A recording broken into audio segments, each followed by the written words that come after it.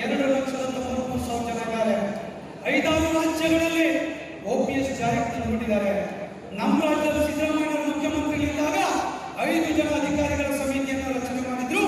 ಇದೇ ವೇದಿಕೆಯಲ್ಲಿ ಮುಖ್ಯಮಂತ್ರಿಗಳು ಘೋಷಣೆ ಮಾಡಿದ್ರು ಸಿದ್ದರಾಮಯ್ಯ.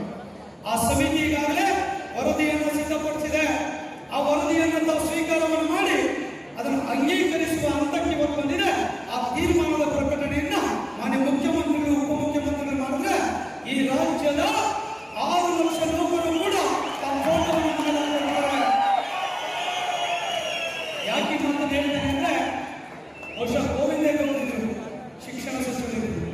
1 ಲಕ್ಷ ಶಿಕ್ಷಕರನ್ನು ಏಕಕಾಲದಲ್ಲಿ ನೇಮಕಾತಿ ಮಾಡೋರು ಕೂಡ ಗೋವಿಂದೇಗೌಡರ ಫೋಟೋ ಅವರ ಮನೆಯಲ್ಲಿದೆ. ಕಾರಣ ಯಾಕೆಂದ್ರೆ ಅವರ ಬದುಕನ್ನು ಕಟ್ಕೊಂಡಿದ್ದಾರಲ್ಲಿ. ನಾನು ಈ ಸಂದರ್ಭದಲ್ಲಿ ವಿನಂತಿ ಮಾಡಿಕೊಳ್ತೇನೆ, ಇದೇ ಸಿದ್ದರಾಮಯ್ಯನವರಲ್ಲಿ ಸಾಕಷ್ಟು ಕೆಲಸಗಳಾಗಿದೆ, ಯಡಿಯೂರಪ್ಪನವರಿದ್ದಾಗ ಸಾಕಷ್ಟು ಕೆಲಸಗಳಾಗಿದೆ. ಅದೇ ರೀತಿ 3ನೇ ಸ್ಥಾನವನ್ನು ಅಲಂಕರಿಸುವ ಮುಖ್ಯಮಂತ್ರಿಗಳು ಯಾರಾದರೂ ಇದ್ರೆ ಅದು DK ಶಿವಕುಮಾರ್ ಅವರ ಕಾಲದಲ್ಲಿ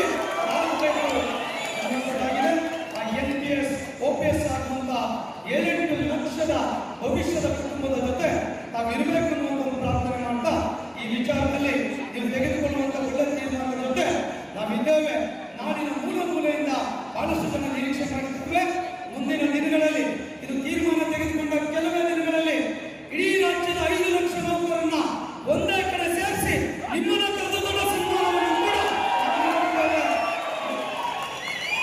ಇದು ನಮ್ಮ ಭವಿಷ್ಯದ ನಮ್ಮ ಬದುಕಿನ ಪ್ರಶ್ನೆಯಾಗಿದೆ ಅನ್ನುವಂಥ ಮಾಹಿತಿಯನ್ನ ಅವ್ರಿಗೆ ಹೇಳಿಕೆ ಬಯಸ್ತೇನೆ.